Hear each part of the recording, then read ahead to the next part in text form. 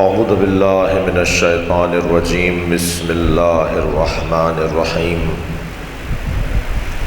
الحمد للہ الذی لا یبلغ مدحتہ القائلون ولا یحصی نعماءہ العادون ولا یعدی حقہ المجتہدون الذي ليس لصفته حد محدود ولا نعت موجود ولا وقت معدود ولا أجل ممدود فطر الخلائق بقدرته ونشر الرياح برحمته الصلاة والسلام على الرسول المسدد المصطفى العمجد المحمود الأحمد سیدنا و مولانا و مولا الکونین جد الحسن والحسین معانی ابو القاسم محمد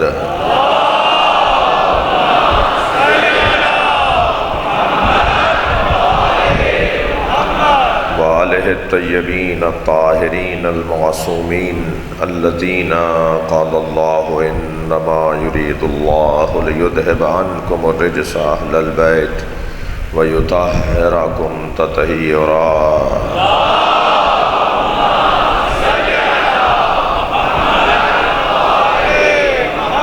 وَلَعْنَةُ اللَّهِ عَلَىٰ أَعْدَائِهِمْ أَجْمَعِينَ مِنْ يَوْمِ عَدَاوَتِهِمْ إِلَىٰ قِيَامِ يَوْمِ الدِّينِ أَمَّا بَعْدُ قال الحكيم في قرآن الكريم بسم الله الرحمن الرحيم ان اللہ اصطفى آدم ونوحا وآل ابراہیم وآل عمران علی العالمین ذریة بعضها لبعض واللہ سمیع علیم صلوات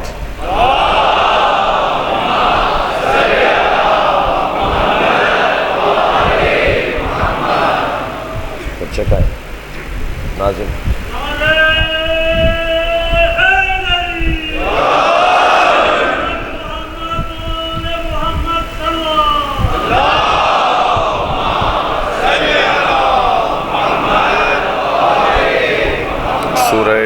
سورہ مبارکہ آل عمران کی دو آیتیں آپ کے سامنے پڑھی ہیں۔ اللہ اپنے اس کلام میں ارشاد فرما رہا ہے ان اللہ اصطفیٰ آدم و نوحا، اللہ نے چن لیا ہے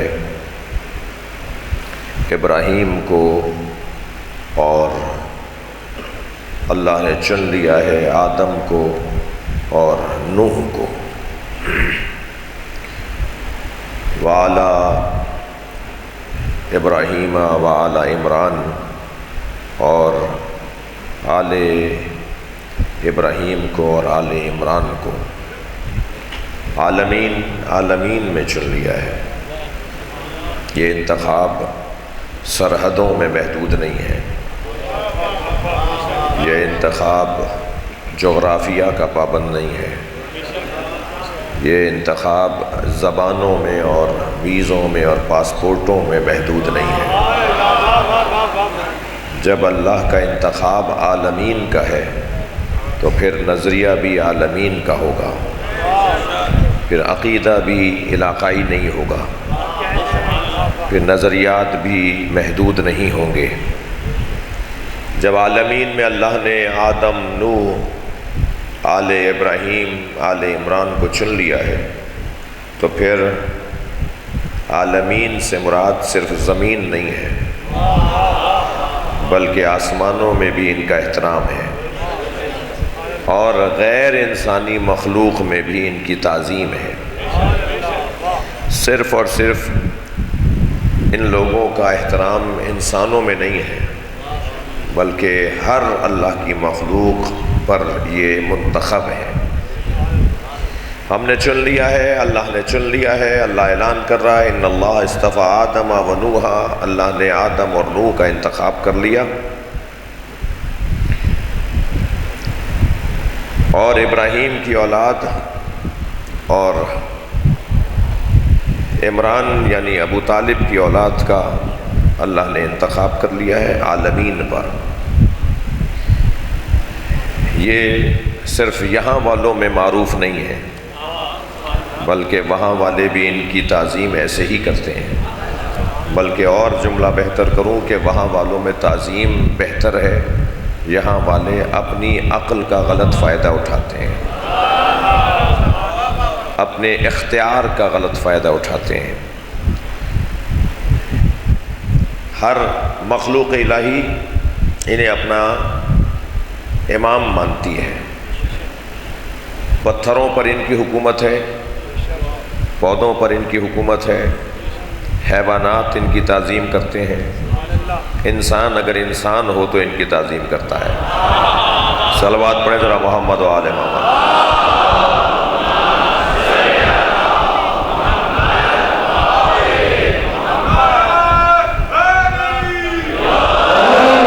ہر مخلوق اہل بیت کی، آل ابو طالب کی تعظیم کرتی ہے۔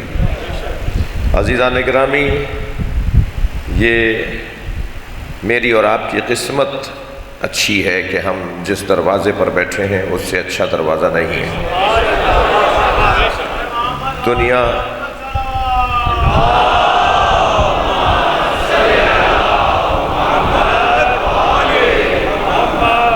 کہاں بیٹھی ہے مجھے اس سے غرض نہیں ہے، مگر ہم جہاں بیٹھے ہیں وہاں سے جنت کا رستہ بنتا ہے، عظمت کی راہیں کھلتی ہیں اور عزت میں اضافہ ہوتا ہے۔ ہم جہاں بیٹھے ہیں وہ جگہ فرشتوں کے دیکھنے کی جگہ ہے۔ انہ منظر الملائکہ، یہ ملائکہ کا منظر ہے۔ جی منظر آپ کہتے ہیں نا جسے دیکھنے کا دل کرے، کیا خوب منظر ہے، تو جملہ ہے کہ منظر ملائکہ ہے۔ جی نظر رکھنے کی جگہ ہے، فرشتے یہاں دیکھ رہے ہوتے ہیں۔ اور پھر جب ذکر آل رسول منعقد ہوتا ہے تو اللہ فرشتوں کو اجازت دیتا ہے کہ وہ اس ذکر میں شریک ہوں، اور جب یہ ذکر مکمل ہو جاتا ہے اور یہ لوٹتے ہیں تو باقی رہ جانے والے فرشتے ان سے کہتے ہیں کہ تمہارے اندر سے ایسی خوشبو آ رہی ہے جو ہم نے پہلے نہیں سونگھی۔ تو وہ کہتے ہیں کہ ہم زمین پر گئے تھے جہاں نبی کے گھرانے کی بات ہو رہی تھی، تو وہ یہ کہتے ہیں کہ ہمیں بھی لے جاؤ، ہم بھی وہاں بیٹھنا چاہتے ہیں۔ تو وہ جواب دیتے ہیں کہ انہم متفرقون، وہ جا چکے، مجلس مکمل ہو گئی، تو کہتے ہیں ہمیں لے جاؤ، ہم اس فرش سے مس ہونا چاہتے ہیں جہاں آل رسول کا ذکر سننے والے بیٹھے تھے۔ عزیزان گرامی، جگہ یہ معمولی نہیں ہے، یہاں بیٹھنے والے کا ڈائریکٹ تعلق عرش سے ہو رہا ہوتا ہے۔ یہ واحد فرش ہے جو عرش سے بلا واسطہ بلا فاصلہ ہے۔ اگر میں چاہوں تو ایک لمحے میں میری آواز عرش تک جا سکتی ہے، اس لیے کہ سب سے پہلی آواز جو اللہ تک پہنچتی ہے وہ مظلوم کی آواز ہے، اور اگر حسین مظلوم کے نام پہ جمع ہونے والے اپنی آواز کو اللہ تک پہنچانا چاہیں تو بغیر کسی فاصلے کی آواز پہنچے گی۔ یہ گھرانہ جسے اللہ نے منتخب قرار دیا ہے، وہ گھرانہ میری اور آپ کی عزت یہ ہے کہ ہم ان سے جڑے ہوئے ہیں۔ جی یہ جعفر طیار کی گلیوں میں بڑے پتھر پڑے ہوئے ہوں گے، مگر ہر پتھر آپ کی انگلی میں انگوٹھی میں جڑا ہوا نہیں ہے، یہ آپ کی انگلی میں انگوٹھی میں جڑا ہوا پتھر اس لیے عزت پا رہا ہے کہ اس نے سب سے پہلے علی کی ولایت کا اقرار کیا ہے۔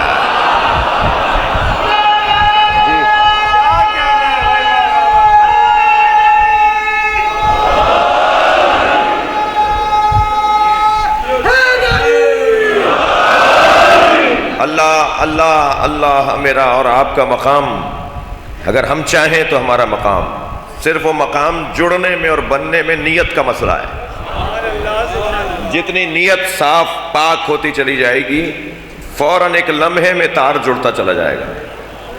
جی یہ پتھر جی اول حجر یشہد ان لا الہ الا اللہ محمد الرسول اللہ علی ولی اللہ وہو عقیق، سب سے پہلا پتھر جس نے اللہ کی وحدانیت کا اقرار کیا، نبی کی رسالت کا اقرار کیا، علی کی ولایت کا اقرار کیا، وہ عقیق ہے۔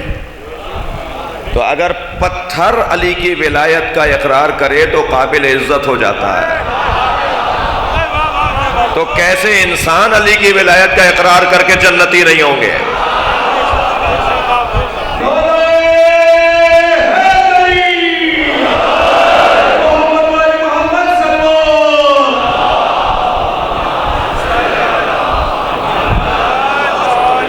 توجہ ہے حضرات کی؟ آپ کی توجہات ہیں تو میں ایک منزل اور آگے آ رہا ہوں۔ اول من کتب بالقلم وہو ادریس، سب سے پہلے جس نے قلم استعمال کیا وہ ادریس ہیں۔ کتب بالقلم علیہ، سب سے پہلا لفظ جو ادریس نے لکھا وہ علی لکھا۔ یہ قلم کی عزت ہے کہ قلم نے سب سے پہلے علی لکھا ہے۔ تو یہ ہماری روحیں کب بنی ہے؟ تھکے تو نہیں آپ؟ مجھے آج تاخیر ضرور ہوئی ہے، لیکن آپ کی توجہات میرے ساتھ رہیں تو ایک منزل پہ جاؤں گا۔ ہماری روحیں کب بنی ہیں؟ میری اور آپ کی عزت کیا ہے میں بیان کرنا چاہ رہا ہوں۔ ہماری روحیں مولا امام جعفر صادق علیہ السلام کا فرمان،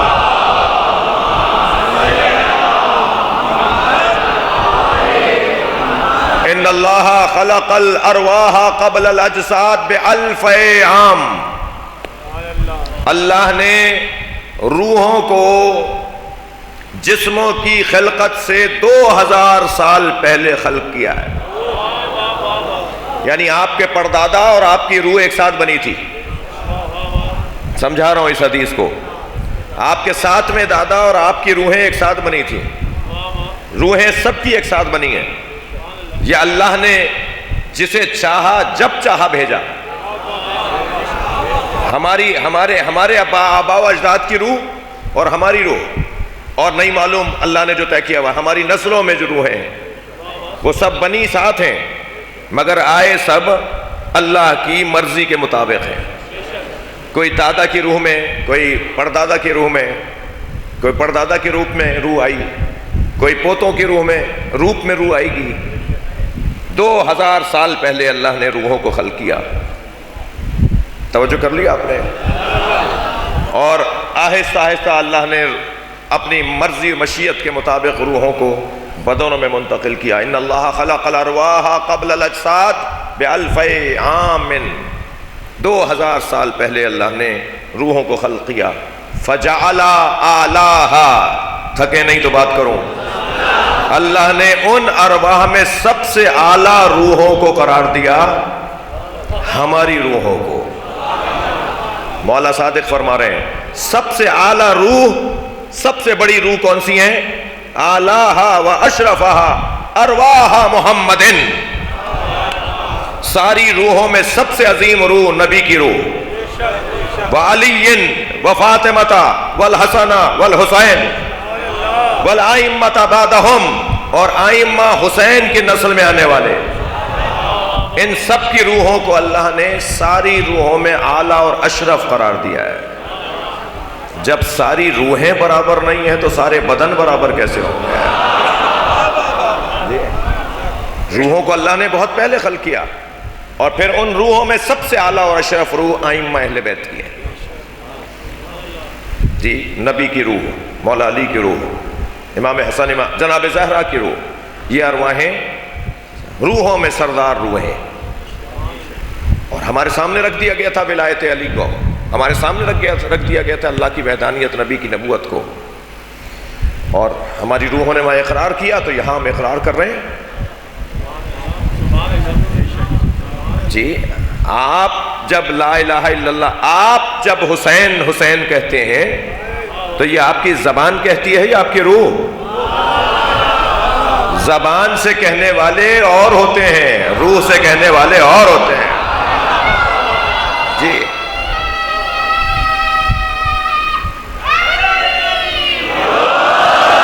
دل و دماغ سے کہنے والے، ایک صلوات پڑھیں ذرا محمد و آل محمد۔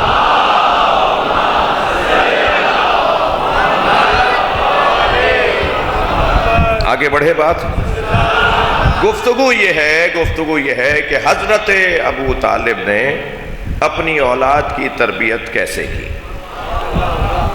ہر باپ صاحبان دقت غور کریں گے، ہر باپ اپنی اولاد کی 3 باتوں کا خیال رکھتا ہے۔ ہر باپ کی ذمہ داری ہے کہ وہ 3 موضوعات پر اولاد کے لیے متوجہ رہے۔ سب سے پہلا نقطہ اولاد کی صحت۔ ابھی بچہ دنیا میں آیا نہیں ہوتا کہ اس کی صحت کا اہتمام پہلے ہوتا ہے۔ دنیا میں آنے کے بعد سب سے پہلی جو کیفیت ہے وہ بچے کی صحت پر توجہ ہے، کسی طرح یہ زندہ رہے، کسی طرح یہ سالم رہے، یہ صحت مند رہے۔ حضرت ابو طالب نے اپنے بچوں کی صحت کا خیال رکھا۔ دقت چاہوں گا، اللہ نے جسے پیدا ہی علی کیا ہو، اللہ نے جسے دنیا میں بھیجا ہی حیدر بنا کر ہو، اس ابو طالب کے توجہ، اس ابو طالب کے اولاد کی تربیت کا، سیرت ابو طالب کا ایک حسین پہلو عرض کر رہا ہوں آپ سے۔ بہت خیال رکھتے تھے اپنے بچوں کی صحت کا۔ دیکھیے اگر صحت اچھی نہیں ہوگی نا، میری خوش قسمتی ہے کہ اس وقت جوان زیادہ بیٹھے ہوئے ہیں، اگر صحت اچھی نہیں ہوگی تو آپ ایرانیان تک جلوس کر نہیں پائیں گے، آدھے رستے سے واپس آ جائیں گے۔ اگر صحت اچھی نہیں ہوگی تو نماز میں دل نہیں لگے گا جی، نماز شب میں آپ کھڑے نہیں ہو پائیں گے۔ جتنی صحت اچھی ہوگی اتنی اللہ کی عبادت اچھی ہوگی، اتنی حسین کی عزاداری اچھی ہوگی۔ تو میں چاہوں گا صاحبان حیثیت لوگوں سے کہ اپنے علاقوں میں ورزش کا اہتمام کریں، اپنے جوانوں کی بدن سازی کا اہتمام کریں۔ اور میں غازی عباس ٹرسٹ سے بھی کوئی رشتہ رکھتا ہوں، اس لیے غازی عباس ٹرسٹ کے دوستوں سے بھی کہہ رہا ہوں، اور میٹنگ میں بھی کہوں گا، اور یہاں آپ کے سامنے بھی کہہ رہا ہوں کہ کچھ اور پروجیکٹس بھی ہیں، نیا ٹرسٹ آیا ہے، نئے ذمہ داروں میں اضافہ ہوا ہے، کہ وہ جو نئے جو منصوبہ جات ہیں اس میں ایک چاہے بہت بڑا نہ صحیح مگر ایک جگہ ایسی ضرور بنائیں جہاں بچوں جوانوں کی ورزش کا انتظام ہو، اور صحت اچھی ہوگی تو یہ ماتم بھی اچھا کریں گے، صحت اچھی ہوگی تو کہیں علم کا مسئلہ ہوگا تو یہ کھڑے ہوئے بھی نظر آئیں گے، صحت اچھی ہوگی تو قومی غیرت کا مظاہرہ بھی اچھا ہوگا۔ ہمیں ڈھیلا ڈھالا جوان نہیں چاہیے، ہمیں لاغر اور ناتوان جوان نہیں چاہیے، بلکہ صحت مند جوان چاہیے۔ اور علی کا چاہنے والا تو ویسے بھی کمزور نہیں ہوتا، بدن سازی، باڈی بنائیں، جسم بنائیں اپنا، اور ورزش کریں۔ اور یہ قرآن و حدیث کی روشنی میں میں عین تعلیمات اہل بیت بات کر رہا ہوں۔ مولا علی نہج البلاغہ، مولا علی دعائے کمیل میں فرماتے ہیں، قوّ علی خدمت کا جوارحی، یا اللہ میرے بدن کو اتنا مضبوط بنا دے کہ میں تیری عبادت اچھی کر سکوں۔ بدن کی مضبوطی علی کی منطق میں، علی مولا کی زبان میں، بدن کی مضبوطی کا فلسفہ اللہ کی عبادت ہے۔ جتنا بدن مضبوط ہوگا اتنا ہی دیر تک آپ نماز میں کھڑے رہیں گے۔ میں ایک اور بھی بات کی طرف اشارہ کروں، یہ جو ہماری مسجدوں میں کرسیاں بڑھتی جا رہی ہیں، تو پیش نماز حضرات ذرا سب کا انٹرویو تو کریں کہ یہ بیٹھ کے نماز کیوں پڑھ رہے ہیں؟ جی مولانا کمر میں درد ہے اس لیے بیٹھ کے نماز پڑھ رہا ہوں، جی گھٹنے میں درد ہے اس لیے بیٹھ کے نماز پڑھ رہا ہوں۔ تو ہر ایک کو خود اللہ کو جواب دینا ہے کہ واقعی ایسا ہے۔ میں ایک آزمانے کا ذریعہ بتا دیتا ہوں، یہ جو بیٹھ کر کرسی پہ نماز پڑھیں، مسجدوں میں ہمارے ہاں کرسیاں بڑھتی جا رہی ہیں، تو پیش نماز حضرات ذرا انٹرویو تو کریں ان کا، ان سے علیحدہ علیحدہ ملیں تو صحیح۔ اچھا جو بیچارہ پہلے ہی 95 سال کا ہے اس سے کیا انٹرویو ہونا ہے، لیکن جو ماشاءاللہ 40 سال کا نظر آ رہا ہے، 50 سال کا نظر آ رہا ہے، وہ بھی اگر بیٹھ کے نماز پڑھ رہا ہے تو بات تو ہو کہ بھائی آپ کو کیا مشکل ہے، نماز تو ضائع نہیں کر رہے ہو اپنی۔ کیونکہ اگر فرض کریں میں رکوع نہیں کر سکتا مگر کھڑا ہو سکتا ہوں، تو صف کھڑی ہوئی ہے اور یہ کرسی پہ بیٹھے، بھائی قیام میں تو کھڑے ہو جاؤ۔ نماز میں صف ساری کھڑی ہوئی ہے، یہ کرسی پہ بیٹھ کے نماز پڑھ رہے ہیں، یہ کھڑے، گھر سے چل کے آئے ہو یا نہیں؟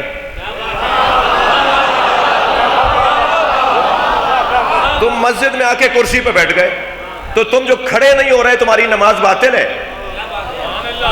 اس لیے کہ جتنا کر سکتے ہو اتنا تو کرو۔ اور ایسے لوگوں کے لیے ایک جملہ کہہ دیتا ہوں، ذرا دیکھ لیجئے گا ان کی جیب سے 1000 روپے کا نوٹ گرے تو کیسے جھک کے اٹھاتے ہیں، خود آزمائیں اپنے آپ کو۔ صلوات پڑھے ذرا محمد و آل محمد پر۔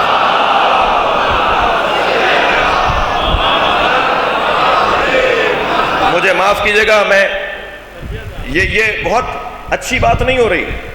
مولا سجاد فرماتے ہیں ہم اہل بیت کے لیے وہ دن بڑی مصیبت کا دن ہوتا ہے جس دن ہم کھڑے ہو کے نماز نہ پڑھیں۔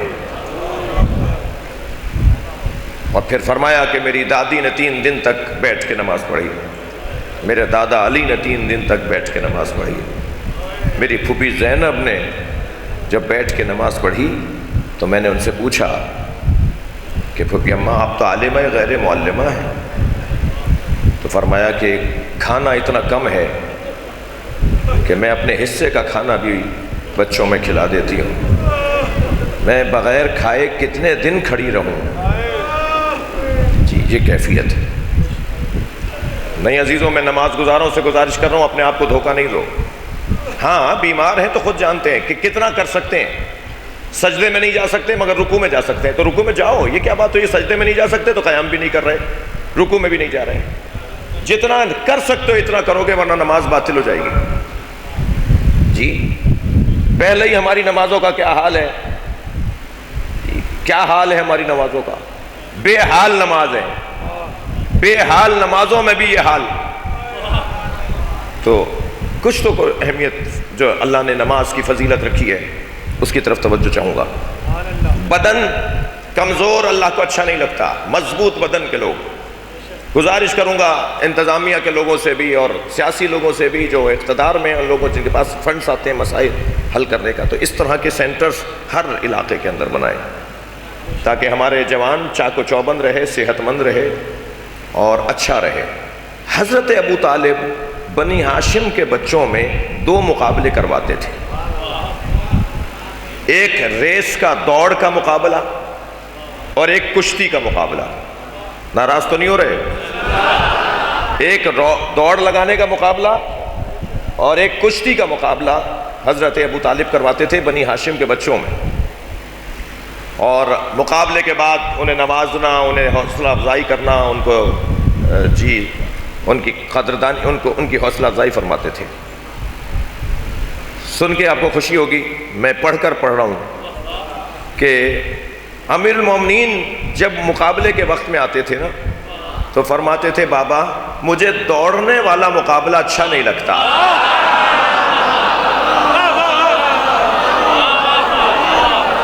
بابا اس مقابلے میں مجھے معاف رکھیں۔ صلوات پڑھیں تو محمد و آل محمد۔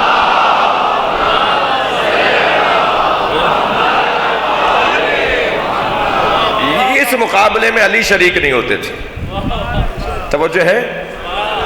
مگر ایک اور مقابلہ تھا جو کشتی کا مقابلہ تھا، اس میں مولا کائنات شریک ہوتے تھے، اور کبھی ایسا نہیں ہوا، توجہ، کہ کسی نے علی کو ہرایا ہو۔ جس کے نام میں بھی زیر نہ ہو وہ زیر کیسے ہوگا؟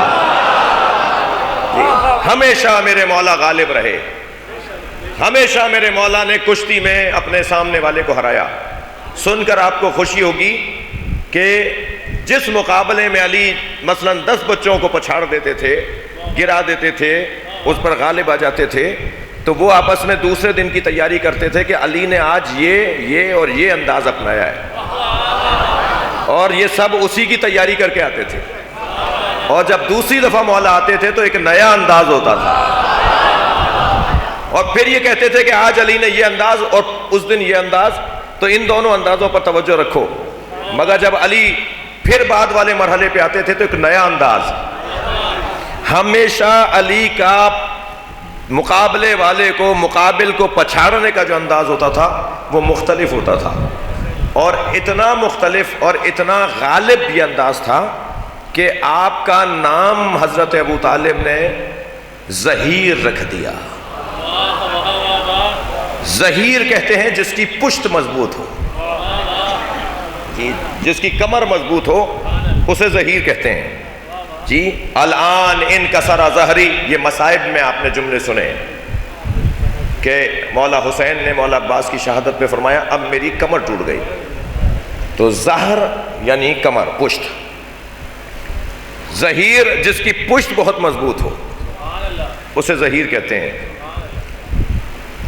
میاں بیوی کے رشتے میں ایک ایسا جملہ ہے جس پر زوجہ شوہر پہ حرام ہو جاتی ہے بغیر طلاق کے، اور وہ ہے زہار۔ ممبر کا ادب مانے ہیں، میں تفصیل میں نہیں جاؤں گا، صرف اشارہ دے دیا، کسی مولانا سے پوچھ لیجئے گا۔ زہار ایک فقہی مسئلہ ہے، وہ بھی کمر کا مسئلہ ہے۔ تو زہار میں کیونکہ لغت آپ کو دے رہا ہوں اس لیے یہ مثال میں نے دی ہے۔ زہار، زہر، ظہیر، ظاہر۔ ظاہر بے ظاہر کیوں کہلاتا ہے؟ اس لیے کہ وہ چھا رہا ہوتا ہے، وہ غالب آ رہا ہوتا ہے، ظاہر ہو گیا جی۔ ظاہر جس کا روب آ رہا ہو۔ مظاہرہ جی، اظہار وجود، اسے مظاہرہ کہتے ہیں۔ یہ جو ہم مظاہرہ کہتے ہیں نا، یہ اس کا صحیح تلفظ ہے مظاہرہ، اس کا سامنے والے پر اپنے وجود کا اظہار کرنا۔ ظہیر یعنی جس کی پشت مضبوط ہو۔ کبھی اگر مولا نظر نہ آ رہے ہوں تو فرماتے تھے حضرت ابو طالب، اے نا ظہیر ہونا، ہمارا ظہیر کہاں ہے؟ کبھی کبھی پیار سے کہتے تھے اے نا ظہیری، میرا ظہیر کہاں ہے؟ تو حضرت ابو طالب نے مولا علی کا نام ظہیر رکھا تھا، توجہ۔ اور علی مولا جب بھی میدان میں اترتے تھے تو دو جملے اپنے تعارف میں ضرور کہتے تھے، یعنی یہ جملے ضرور کہتے تھے، اس سے زیادہ بھی کہتے تھے۔ یہ وہ دو جملے جو علی اپنے تعارف میں کہتے تھے، ان میں ایک فرماتے تھے انا الذی سمتنی امی حیدرا انا الذی سمنی ابی ظہیرا، میں وہ ہوں جس کی ماں نے جس کا نام حیدر رکھا، اور میں وہ ہوں جس کے باپ نے جس کا نام ظہیر رکھا۔ پشت کے مضبوط، اور ایسے مضبوط وجود حضرت ابو طالب نے اپنے بچے کا بنایا کہ ہمیشہ نہ صرف بچپن میں بلکہ جوانی میں اور اپنی زندگی ظاہری کے آخری وقت تک بھی غالب رہے، کبھی کسی سے مغلوب نہیں ہوئے جی۔ میں نے کشتی اور ورزش کے حوالے سے ایک جملہ کہا ہے، تو اور تھوڑا سا ایک روایت سنانے کا دل کر رہا ہے۔ نبی مکرم نے ایک دن امام حسن اور امام حسین کی کشتی کروائی۔ اچھا، کیونکہ اس لفظ سے بہت زیادہ ہمارے یہاں کچھ لفظ ایسے ہیں جو مانوس نہیں ہیں ممبر کے، تو تھوڑا سا حلق سے اترنے میں ٹائم لگے گا، مگر میرا کام ہے کہ تسلی سے بات کروں۔ جیسے لفظ سیاست اتنا برا ہو گیا، جیسے لفظ عشق بہت برا ہو گیا، جبکہ لفظ عشق سے اچھا لفظ کون سا ہوگا؟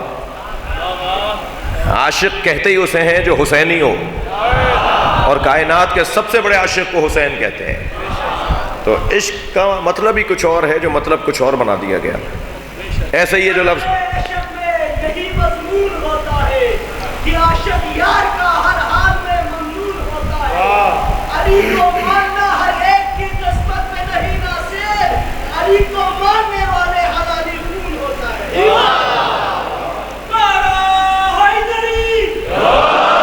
تو ایک دن حضرت نبی مکرم نے امام حسن امام حسین سے فرمایا کہ حسنین کشتی لڑو، اور کچھ دیر کے بعد میر صاحب نبی فرمانے لگے حسن ادھر سے آؤ، حسن ادھر توجہ کرنا۔ تو جناب زہرا کی آواز آئی، بابا آپ حسن کا ساتھ دے رہے ہیں، حسین کا ساتھ نہیں دے رہے۔ تو نبی نے فرمایا بہت دیر سے جبریل حسین کا ساتھ دے رہے تھے۔ القطرۃ من بحار فضائل النبی والعطرہ، علامہ مستنبط کی کتاب، جس سے میں نے آپ کو روایت سنائی ہے۔ دقت ہے؟ تو میرے عزیزو، ایک انداز حضرت ابو طالب کا اپنے بچوں کو کی صحت کو اچھا رکھنے کا، ان کے یہ بدنی مقابلے کروانا، اور بدن کی صحت بھی ماں باپ کا کام ہے بحال رکھنا، بدن کی صحت کو بحال رکھنا بھی ماں باپ کا کام ہے، اور ذہن کی صحت کو بحال رکھنا بھی ماں باپ کا کام ہے۔ بدن کی صحت کے ساتھ ذہن کی صحت، فکر کی صحت، دیکھیے ہر رات مولا علی کو نبی کے بستر پر بستر بدل بدل کے نبی کی حفاظت کرنا اور بچوں کو یہ احساس دلانا کہ تم مر جاؤ مگر اللہ کا نبی بچ جائے. یہ عزیزان گرامی ابو طالب کا خاصہ ہے. اور روایت کہتی ہے کہ کانا یحبہ حبا شدیدا لا یحبہ ولدہ. حضرت ابو طالب نبی سے پیار زیادہ کرتے تھے اور اپنے بچوں سے پیار نبی سے کم کرتے تھے. حضرت ابو طالب کا نبی سے پیار زیادہ تھا بنسبت اپنے بچوں کے. جی آپ ایسا نہیں کیجیے گا کہ بھتیجوں سے زیادہ پیار اور اپنے بچوں سے کو اگنور. یہ سیرت اپنانے والی نہیں ہے. کچھ مسائل خاص ہوتے ہیں جی، ہر بات اپنانے کی نہیں ہے. یہ حضرت ابو طالب کا خاصہ ہے، اس لیے کہ نہ آپ کا بھتیجا محمد مصطفیٰ جیسا ہے نہ آپ کی اولاد علی کے برابر ہو سکتی ہے. تو وہ نبی ہیں اور وہ علی ہیں اور وہ ابو طالب ہیں. لہذا ذہنی تربیت بھی کر رہے ہیں اب حضرت ابو طالب. انتظار کر رہے ہیں مولا علی بچپن سے کہ کب نبی پر جان قربان کروں. بچپن کی مشق ہے، کب اس کو پورا کرنے کا موقع ملے گا. جب شب ہجرت فرمایا نا کہ یا علی تم میرے بستر پہ سو جاؤ گے، تو مولا علی نے فرمایا یا رسول اللہ میرے سونے سے آپ کی جان بچ جائے گی. تو فوراً نبی نے فرمایا ہاں علی تمہارے سونے سے میری جان بچ جائے گی. تو علی نے سجدے میں سر رکھ کے سجدہ شکر ادا کیا. یہ تو میں بچپن سے انتظار کر رہا تھا، یہ تو میری مشق پرانی ہے. حضرت ابو طالب نے اپنے بچوں کو بدنی طور پر بھی صحت مند رکھا اور فکری طور پر بھی تربیت اولاد کا پہلو ہے. اور دونوں اعتبار سے جب کوئی صحت مند ہو جائے تو عزیزان گرامی پھر وہ خوف زدہ نہیں رہتا. انسان لاغر ہو مگر دل اگر اس کا مضبوط ہو اور اعصاب اگر اس کے مضبوط ہوں، سوچ اگر اس کی مضبوط ہو تو کسی سے ڈرتا نہیں ہے. اصل انسان کی بہادری اس کے اعصاب کی مضبوطی ہے. فرماتے ہیں یہ شام سے جو لشکر آیا ہوا ہے یہ تمہارا دشمن نہیں ہے. مولا کے سپاہیوں میں سے ایک سپاہی گھوڑے کی پشت پہ کھڑا ہو گیا، کہنے لگا یا علی یہ ہمیں مارنے آئے ہیں. آپ فرما رہے ہیں یہ ہمارے دشمن نہیں ہے. فرمایا یہ تمہارا دشمن نہیں ہے، تمہارے اندر کا خوف تمہارا دشمن ہے. جب اندر سے خوف نکل جائے گا تو کوئی کسی کا کوئی دشمن نہیں ہے، کسی سے کوئی ڈرنے کی بات ہی نہیں ہے. انسان کا اپنا اعتماد یہ بہادری اور شجاعت کا ایک اساسی عنوان ہے. جی فتح مکہ کے موقع پر ایک شخص نے اس گھر میں جا کر بھی پناہ نہیں لی کہ جہاں نبی نے فرمایا تھا کہ اگر فلاں گھر میں چلے جاؤ گے تو ہم معاف کر دیں گے. اور مکے میں ادھر سے ادھر بدتمیزی کرتا پھر رہا تھا اور بے ادبیاں کر رہا تھا، مگر نہ اسلام قبول کر رہا تھا اور نہ ہی مکہ چھوڑ کے جا رہا تھا. تو نبی مکرم نے فرمایا کہ اس کے بارے میں خبر آ رہی ہے کہ وہ ایسا کر رہا ہے، علی جاؤ جا کے پکڑ کے لاؤ.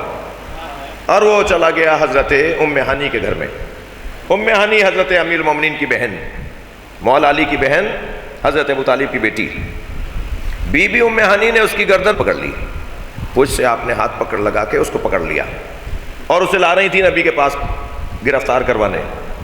تو مولا کائنات جب گھر میں تشریف لائے تو حضرت نے تلوار اٹھائی. تو جیسے ہی تلوار مولا نے اٹھائی تو انہوں نے یہ محسوس کیا کہ تلوار چلا رہے ہیں، تو ان کے ہاتھ کی گرفت چھٹ گئی. تو وہ شخص بھاگ گیا اور پھر نبی کے پاس آ کے کہا کہ علی نے ایسا کیا، وہ بھاگ گیا. تو حضرت ابو طالب حضرت نبی مکرم کا جملہ سنیں. فرماتے ہیں اللہ اکبر، لو ولد ابو طالب الناس کلہم لکانوا شجاع. اگر انسان آدم کی نہیں ابو طالب کی اولاد ہوتے، یہ سارے انسان اگر حضرت آدم نہیں حضرت ابو طالب کی اولاد ہوتے تو سارے شجاع ہوتے. صلوات پڑھیں محمد و آل محمد پر.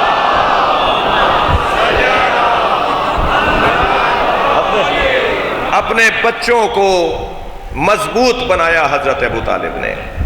شجاعت کے باب میں ابو طالب کا عنوان، پہلا انداز والدین کی تربیت کا وہ ہے صحت کا خیال رکھنا. دوسرا فریضہ والدین کا تعلیم کا خیال رکھنا، یہ دوسرا فریضہ ہے والدین کا۔ ابو طالب اس معلم کو کہتے ہیں، اس معلم کو کہتے ہیں جسے پڑھ کر علی نہج البلاغہ بولتا ہے۔ لہذا حضرت زید شہید کو جب گرفتار کر کے لائے حجاج ابن یوسف کے دربار میں، آپ کا ہونٹ کٹ گیا تھا، خون بہہ رہا تھا، آپ کو رسیوں میں باندھا ہوا تھا، تو حجاج نے کہا کہ آخری بات کرو، کچھ دیر بعد تمہاری گردن اڑاؤں گا، آخری خواہش، آخری بات۔ تو حضرت زید شہید نے مولا علی کے فضائل پڑھنا شروع کیے۔ جب 4-6 فضائل بیان کر دیے تو ٹوکتے ہوئے کہنے لگا میں نے تم سے کہا تھا آخری بات کرو، تو فرمانے لگے ہماری پہلی بات بھی علی ہے، ہماری آخری بات بھی علی ہے۔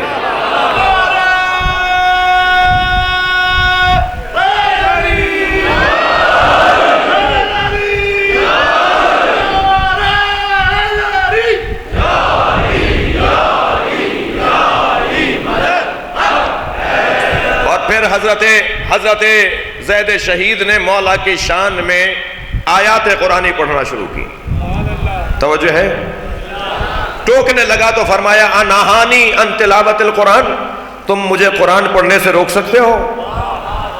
بالآخر جب حضرت زید شہید خاموش ہوئے اور بات مکمل کی تو کہنے لگا تم بنی ہاشم اتنے فصیح و بلیغ کیسے ہوتے ہو؟ جب تم بولنے لگتے ہو تو تمہارے منہ سے ایسے الفاظ جاری ہوتے ہیں کہ مجبور ہو جائے انسان سننے پر۔ تمہارے بولنے کا انداز، تم ذہنوں پر حکومت کرنے لگتے ہو، دلوں کی دھڑکنیں بڑھنے لگتی ہیں، تمہارا خطبہ سن کے مجمع لا محالہ تم سے متاثر ہونے لگتا ہے، تم اتنے فصیح و بلیغ کیسے ہوتے ہو؟ تو مسکرا کے فرمایا دیوان ابو طالب پڑھتے ہیں۔ صلوات پڑھیں محمد و آل محمد پر۔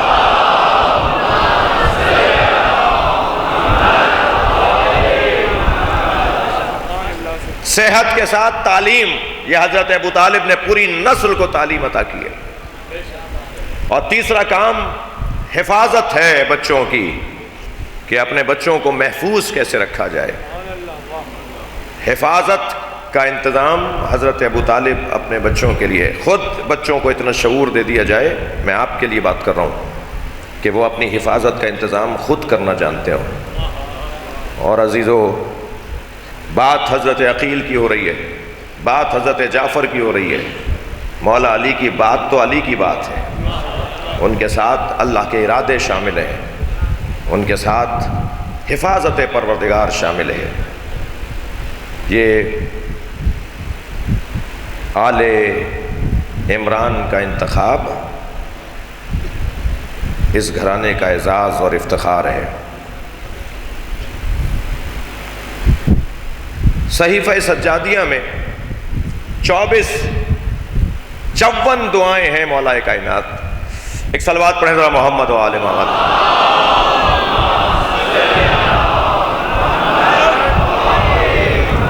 ایک اور بہتر صلوات پڑھیں۔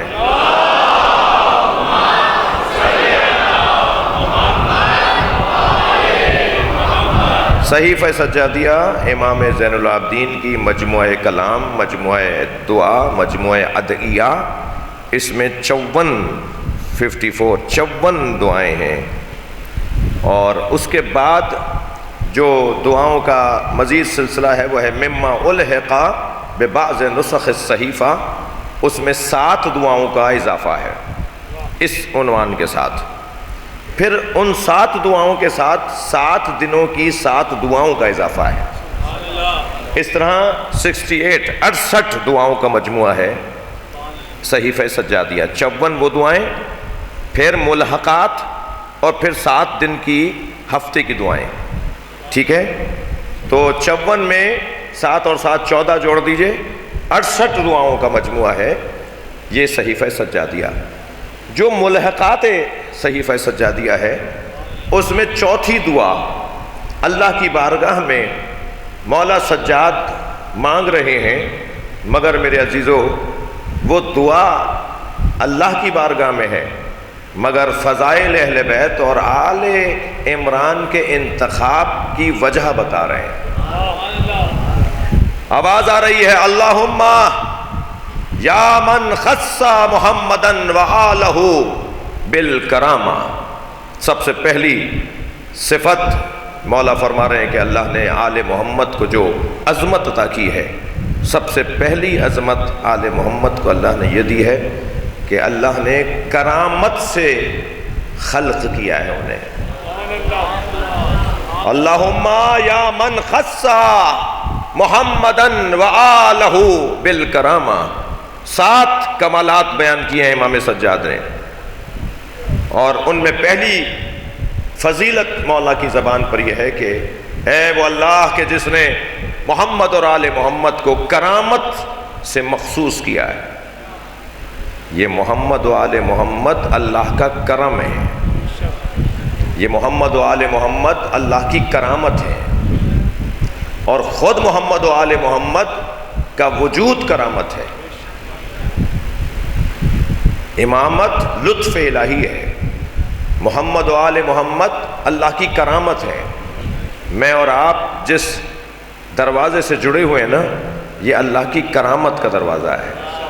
یہاں سب مانگنے آئے ہوئے ہیں، سب لینے آئے ہوئے ہیں، اور انہیں یہاں سے مل رہا ہے۔ ایک صاحب کہنے لگے کہ مجلسوں میں ملتا کیا ہے؟ میں نے کہا ملتا نہ ہوتا تو مجمع کم ہو جانا چاہیے تھا، مگر لوگوں کا روز بروز بڑھنا بتا رہا ہے کہ یہاں سے اطمینان قلب کی دولت ملتی ہے، یہاں علم کا سرمایہ ملتا ہے، یہاں کردار کی بالیدگی ملتی ہے، اور سب سے عظیم بات یہ کہ مشکلات اور پریشانیوں کا حل ملتا ہے۔ صاحب نفس مطمئنہ کو رونے والے کبھی مضطرب نہیں ہوتے، بلکہ ان کا اطمینان بڑھتا چلا جاتا ہے۔ عزیزو، بات کل پھر دوبارہ ہوگی، اور آج ہم نے کہہ دیا تھا کہ جعفر طیار میں ملکی سطح پر جو مسائل ہیں ان کے حوالے سے کچھ بات کروں گا، مگر میں اس کو ایک دن اور مؤخر کر رہا ہوں۔ کل کی مجلس میں یہ جو مسئلہ لاہور میں ہوا ہے، یا جو مسئلہ مسلسل چل رہا ہے، اس حوالے سے ذرا بات کو پختہ کرنا چاہتا ہوں، بات کو اور مضبوط بنانا چاہتا ہوں۔ بات وہ کروں جس پہ ڈٹ جاؤں، بات وہ ہونی چاہیے کہ جس کو پھر سنبھالوں۔ اس کی تیاری میں ایک دن اور مؤخر کر رہا ہوں اپنے موقف کے حوالے سے، اور انشاءاللہ کل کی مجلس میں جو ہمارے حوالے سے محبتوں کا اظہار ہو رہا ہے، اس حوالے سے کل کی مجلس میں اپنے موقف کا اظہار کروں گا۔ البتہ شکریہ ادا کر دیتا ہوں، آج صبح سے جب سے وہ پرچہ جس میں مجھے عزت ملی ہے، جس میں میرا مقام بڑھا ہے، میں رجسٹرڈ مولائی ہو گیا ہوں۔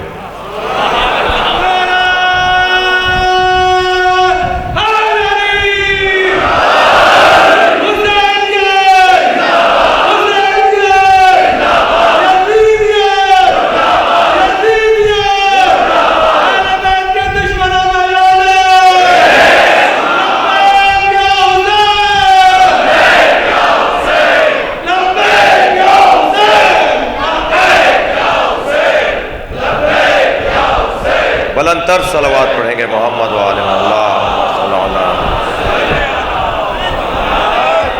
وسلم۔ میں کل کی نسبت آج زیادہ سکون میں ہوں، زیادہ اطمینان میں اضافہ ہے۔ الحمدللہ اللہ نے کرم کیا ہے کہ ہماری عزت میں اضافہ ہوا ہے۔ تو پہلی بات تو یہ کہ میں شکریہ ادا کروں گا ان لوگوں کا جو صبح سے مسلسل محبتوں کے پیغام بھیج رہے ہیں، پورے ملک کی سطح سے، پوری دنیا کی سطح سے، اور ان تنظیموں کا شکریہ ادا کروں گا کہ جنہوں نے آج انچولی میں جمع ہو کر اپنے موقف کا اظہار کیا ہے، اور کل بھی جمع ہو رہے ہیں ہماری عزائی جماعتیں اور ہماری قومی جماعتیں، اور اپنے موقف کا اظہار کریں گی۔ اور میں شکریہ ادا کروں گا ملکی سطح کی شخصیات کا جنہوں نے محبتوں کا اظہار کیا ہے۔ تو پہلی بات تو یہ کہ شکریہ ادا کروں گا، اپنے مولا کی بارگاہ میں شکر گزار اور سپاس گزار اور مولا مطلق کی بارگاہ میں سجدہ ریز ہوں کہ اس نے عزت میں اضافہ کیا ہے۔ دوسری بات یہ کروں گا کہ ہم ان ایام میں ایک عظیم ترین عبادت میں مصروف ہیں، اور وہ ہے عزاداری امام حسین۔ ہمیں اپنے گھر بار کا بھی اتنا احساس نہیں ہوتا جتنا ہمیں اس بات کا احساس ہوتا ہے کہ مجلس کب شروع ہوگی، سوزخانی کون کرے گا، نوحہ کون پڑھے گا، خطیب کون آ رہا ہے، ذاکر کون آ رہا ہے، تابوت کی مجلس ہے یا آج ذوالجناح کی مجلس ہے، آج برآمدگی کا وقت کیا ہے۔ ہماری ساری توجہ حسین مولا کی عزاداری پر ہے۔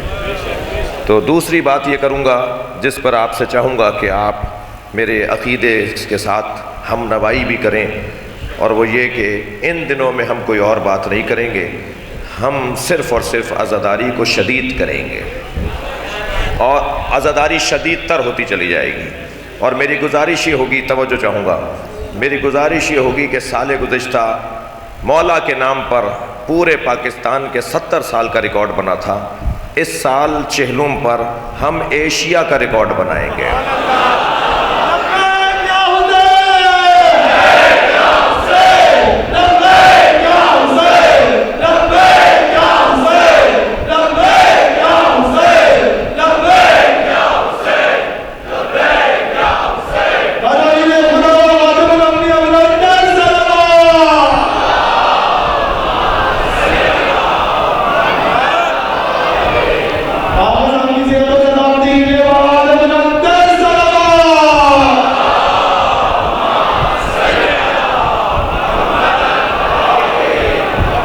تیسری بات اور وہ یہ کہ علماء امامیہ اپنے عقائد کی وضاحت کریں،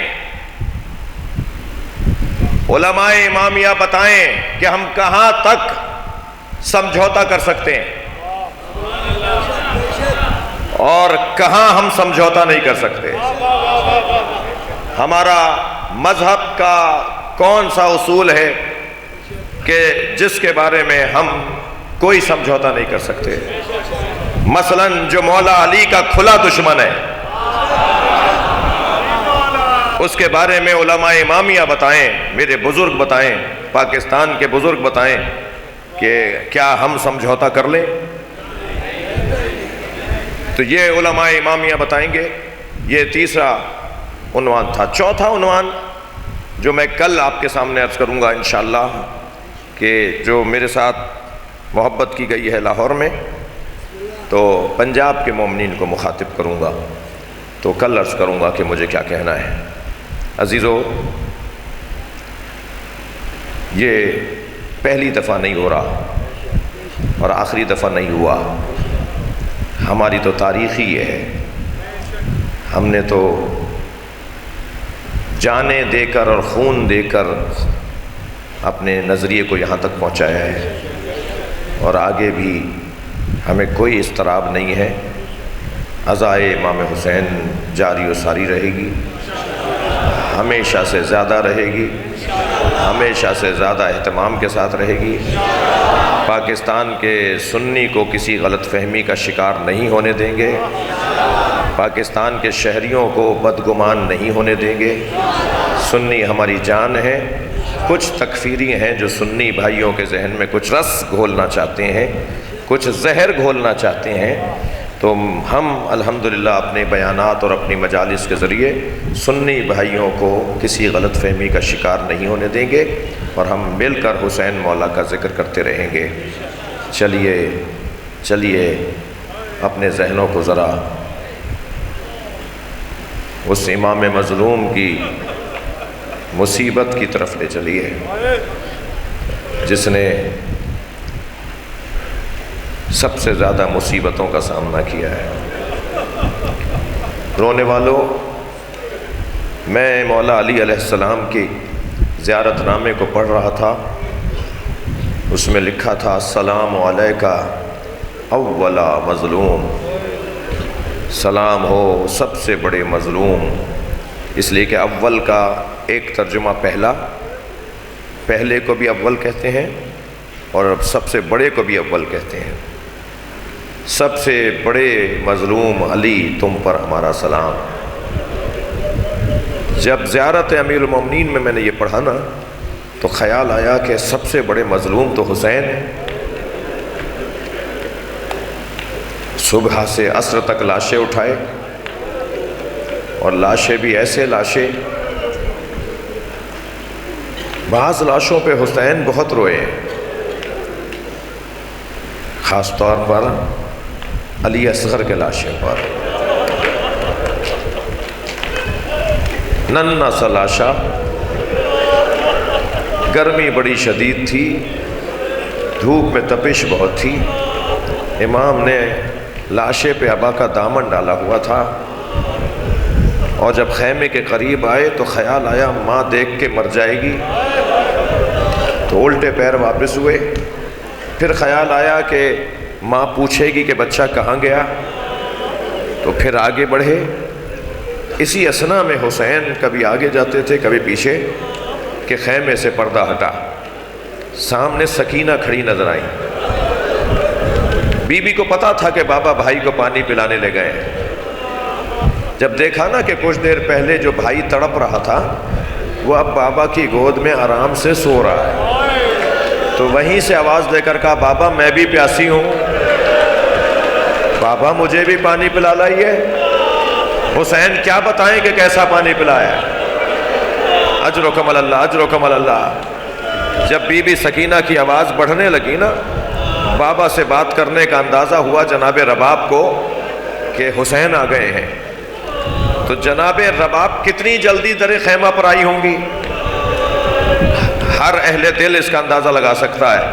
جیسے ہی در خیمہ پر بی بی رباب آئی نا، حسین پیچھے ہٹ رہے تھے، رباب آگے بڑھ رہے تھے۔ اس کیفیت میں امام حسین نے پوچھا رباب بتاؤ میں کون ہوں؟ اپنی ہی زوجہ سے پوچھ رہے ہیں میں کون ہوں؟ جناب رباب نے فرمایا آپ میرے امام ہیں، آپ حجت خدا ہیں۔ جب حسین نے یہ جملے سنے نا، ابا کا دامن ہٹا دیا۔ ایک ماں نے خون میں لت پت بچہ دیکھا، ننھے ننھے لبوں پہ لب رکھ دیے، بوسے دے کر کہا اے میرے لال، عرب تو اونٹنی کے بچے کو بھی نہر نہیں کرتا، یا بنیا مثلو کا ینہر، کیا تجھ جیسے بھی نہر کر دیے جاتے ہیں؟ اجرکم اللہ اجرکم اللہ۔ عزادارو مجھے جلدی نہیں ہے، تھکیے گا نہیں۔ مجلس میں خواتین بھی بیٹھی ہیں اور دودھ پیتے بچوں کے گھر والے بھی بیٹھے ہیں۔ آپ کے گھروں میں بھی دودھ پیتے ہوئے بچے ہوں گے۔ جب یہ بچہ، یہ دودھ پیتا بچہ جب بھوکا ہوتا ہے نا تو سب سے زیادہ ماں مضطرب ہوتی ہے، کبھی اپنے شوہر کو کہتی ہے میرا بچہ بھوکا ہے، کبھی بچے کے بھائی کو کہتی ہے تمہارا بھائی بھوکا ہے، یہ بے چین رہتی ہے جب بچہ بھوکا ہو۔ عزادارو کیا گزری ہوگی جناب رباب پر۔ میرے ایک ملنے والے مجھ سے کہہ رہے تھے کہ ہندوستان میں ان کے شہر بنارس میں روز عاشور تعزیے کا جلوس نکلتا ہے اور وہ کربلا میں جا کے ختم ہوتا ہے، جو ہر شہر میں ہوتا ہے، مگر مجھے وہ بتا رہے تھے کہ جلوس نکلا تو ہم اس رستے پر آگے چلے گئے جہاں جلوس کو جانا تھا۔ کہنے لگے آگے بڑھے تو ایک چوک پر ہزاروں کی تعداد میں ہندو عورتیں کھڑی تھیں۔ جب قریب گئے تو ایک بات کا اور اندازہ ہوا کہ ہر گود میں دودھ پیتا بچہ ہے۔ کہتے ہیں جب ہم قریب سے گزرے تو ایک عورت کی آواز آئی بھائی مسلمان لگتے ہو؟ تو ہم نے کہا ہاں مسلمان ہیں۔ کہنے لگی بتاؤ بابا حسین کا جلوس کب آئے گا؟ تو مولانا کہنے لگے میں نے ان سے پوچھا تمہیں بابا حسین کے جلوس کا انتظار کیوں ہے؟ کہنے لگی تمہیں نہیں پتا آج حسین کا بچہ بھوکا مارا گیا، آج ہم اپنے بچوں کو دودھ نہیں پلاتے جب تک تعزیہ دفنا نہ دیا جائے۔ عزادارو پوچھیں نا جناب رباب سے، اجرکم اللہ۔ گریہ ہو رہا ہے اور شب شہادت کی مجلس ہے، تھکیں گے نہیں عزادارو۔ مجھے نہیں پتا کہ شام غریبہ میں پانی کہاں سے آیا، مجھے نہیں معلوم کہ شام غریبہ میں کھانا اور پانی کہاں سے آیا، مگر یہ لکھا ہے کہ پانی اور کھانا آیا، جناب زینب نے پہلے بچوں کو پانی پلایا۔ جب جناب سکینہ کو کوزہ بھر کے دیا نا، ادب قربان ہو، تہذیب فدا ہو جائے، تو بڑھ کر کہا پھوپھی اماں آپ ہم سے زیادہ پیاسی ہیں، پہلے آپ پانی پئیں۔ بی بی نے فرمایا سکینہ پہلے بچے پانی پیتے ہیں پھر بڑے پیتے ہیں، سنیں گے، رو رہے ہیں نا آپ؟ تو بھرا ہوا کوزہ اٹھایا اور کربلا کے بیابان میں جانے لگے۔ آواز آئی سکینہ کہاں جا رہی ہو؟ کہا پھوپھی اماں میرا بھائی علی اصغر بابا اسے پانی پلانے لے گئے تھے۔ اجرکم اللہ، اجرکم اللہ۔ بچوں نے پانی پیا، پھر بی بی زینب نے بڑوں کو پانی پلایا۔ سنیں گے عزیزارو، سب نے کھانا پانی پی لیا، کھانا لے لیا، پانی پی لیا، مگر ایک بی بی ہے جو پانی نہیں پی رہی۔ پہنچ گئے آپ؟ ذہن پہنچا آپ کا وہ بی بی کون ہے؟ آ کر کہا زین العابدین بھابی رباب پانی نہیں پی رہے۔ امام نے آ کر اپنی ماں سے کہا اماں پانی پی لیں۔ حکم امام پا کر جناب رباب نے پانی پیا، کھانا کچھ کھایا، پانی پیتی جا رہی تھی، روتی جا رہی تھی۔ اس کیفیت میں کیسے پانی پیا ہوگا، کیسے حلق سے اترا ہوگا؟ عزیزارو ممبر کا ادب مانے ہیں، میں تفصیل سے بات نہیں کروں گا، اللہ کرے میرا مجمع میری بات کو مان لے، سمجھ لے، منتقل ہو جائے میری بات۔ میری رباب نے پانی پیا، کھانا کھایا، آدھی رات گزری تو مضطرب ہونے لگی، اور مضطرب ہو کر جناب زینب کے برابر میں آ کے بیٹھی اور کہنے لگی مجھے علی اصغر یاد آ رہا ہے، میرا بچہ بھوکا مار دیا۔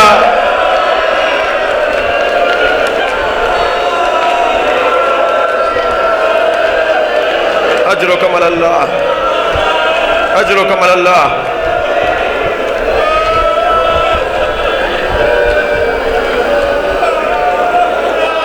عزادارو مولا علی سب سے بڑے مظلوم کیسے؟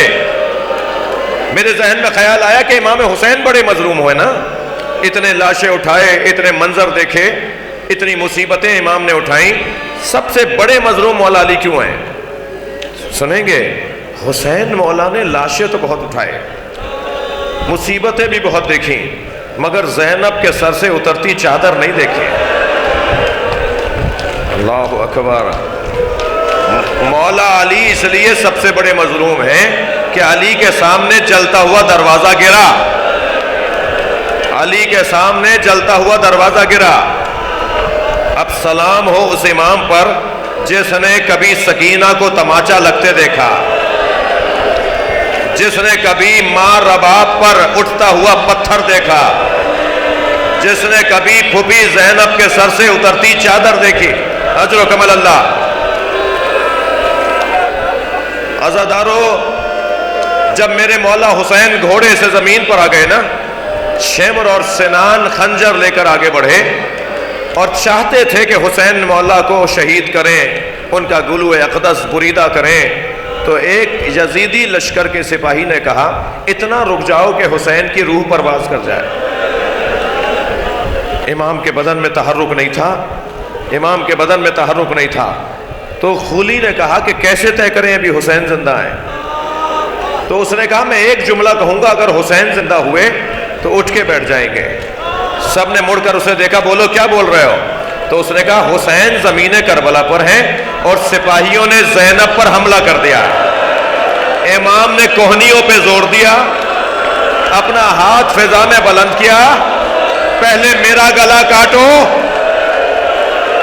اجر و کمل اللہ، اجر و کمل اللہ۔ آوازوں کو آزاد کریں گے۔ جب آپ بلند آواز سے روتے ہیں امام جعفر صادق دعا دیتے ہیں۔ امام حسین کے سامنے جناب زینب پر حملہ نہیں ہوا، مگر امام زین العابدین کو سلام۔ کہاں کہاں تماچا لگتے نہیں دیکھا، کہاں کہاں پتھر لگتے نہیں دیکھے۔ عزادارو آپ نے سنا ہے کہ سکینہ بی بی اونٹ سے گر گئی تھی، میں نے پڑھا ہے گری نہیں تھی، گرائی گئی تھی. دو مختلف باتیں ہیں. جب امام حسین کا سر نظر آتا تھا نا تو آواز دیتی تھی بابا یہ مجھے تماچا مارتے ہیں، بابا یہ مجھ پہ ہاتھ اٹھاتے ہیں. سارا قافلہ روتا تھا. ایک ظالم نے دوسرے ظالم سے کہا کہ کیا کریں اس بچی کا رونا بند ہو جائے. تو اس نے کہا اس کا اونٹ آخر میں لے آؤ، میں اسے اونٹ سے گرا دوں گا، تم قافلہ آگے بڑھا دینا. اللہ اکبر. جملہ بڑا سخت جملہ ہے. ابن رجر نامی شخص نے جناب سکینہ کا دامن پکڑا، بی بی کو اونٹ سے گرا دیا، قافلہ آگے بڑھا. سکینہ پیچھے پیچھے دوڑتی ہوئی آئی، پھوپھی اماں میں گر گئی. بھیا سید سجاد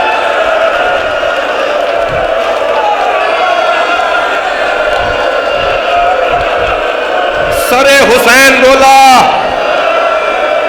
سر حسین بولا اے زینب میری سکینہ گر گئی.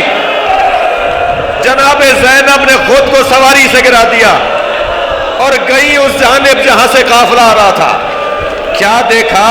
ایک کالے برقعے میں بی بی ہے جو بی بی سکینہ کو گود میں لیے ہے اور سکینہ بھی گود میں جا کے سو گئی ہیں، جیسے بہت دن کے بعد کوئی گودی بابا کی ملی ہو.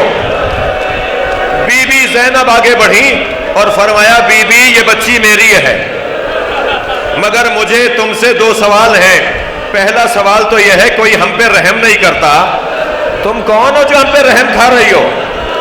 میرا دوسرا سوال یہ ہے کہ سکینہ تو ماں کی گود میں بھی نہیں جاتی، پھوپھی بھی جب کہتی ہے میری گود میں آ جاؤ تو کہتی ہے مجھے بابا کی گود میں جانا ہے. تمہاری گود میں سو کیسے گئی؟ سامنے بیٹھی بی بی نے نقاب ہٹائی. ایک بیٹی نے ماں کو بیٹھے دیکھا، بیٹی ماں سے لپٹ گئی. اماں میرا بھائی کربلا میں مارا گیا، سکینہ تیری ماں، زینب تیری ماں زہرا. اجر و کمل اللہ. مجلس تو ہو گئی عزادارو، گریہ ہو گیا، شاید ہی کوئی آنکھ ہو جس میں آنسو نہ آیا، مگر میرا دل کر رہا ہے یہ رونے کا دن ہے، شب شہادت ہے. ایک منزل آگے اور آ جائیے. امام زین العابدین کی مصیبتوں پر غور کیجئے. عزادارو شام کا دربار، یزید کرسی پہ بیٹھا ہے، بیبیاں رسی میں باندھ کے کھڑی کی گئی ہیں، امام سجاد کے ہاتھوں میں ہتھکڑیاں ہیں. ایک مرتبہ کرسی پہ بیٹھے ہوئے ایک شخص نے جناب سکینہ کی طرف اشارہ کیا. جناب سکینہ امام سجاد سے لپٹ گئی اور ایک جملہ کہا بھیا یہ تو سنا تھا کہ ہمیں اسیر بنایا جائے گا، مگر یہ نہیں سنا تھا کہ کنیزی میں بھی مانگا جائے گا. اجر و کمل اللہ، اجر و کمل اللہ. بہت گریہ ہو گیا. امام سے کسی نے پوچھا مولا کب تک روئیں گے؟ فرمایا یعقوب کا ایک یوسف یعقوب کی آنکھوں سے اوجھل ہوا، ساری زندگی روتے رہے. میرے 18 یوسف کربلا میں میرے سامنے ذبح ہو گئے، اور جو رونے کا مقام ہے وہ یہ کہ ہمیں شام کے بازار میں ایسے کھینچا جا رہا تھا جیسے بیچے جانے والے غلاموں کو کھینچا جاتا. بس آخری جملہ عزادارو فرماتے ہیں میرے ذہن سے وہ مصیبت نہیں نکلتی جب یزید کے سامنے ایک تشت لا کے رکھا گیا جس میں رومال ڈلا ہوا تھا. ہم کھڑے دیکھ رہے تھے، رومال ہٹایا تو میرے بابا کا سر تھا. یزید کے برابر میں ایک چوبے خضرہ رکھی تھی، اس نے وہ چھڑی اٹھائی، بیان نہیں ہوگا، اس نے وہ چھڑی اٹھائی میرے بابا کے لبوں پہ لگائی، جن لبوں کو نبی بوسا دیتے تھے.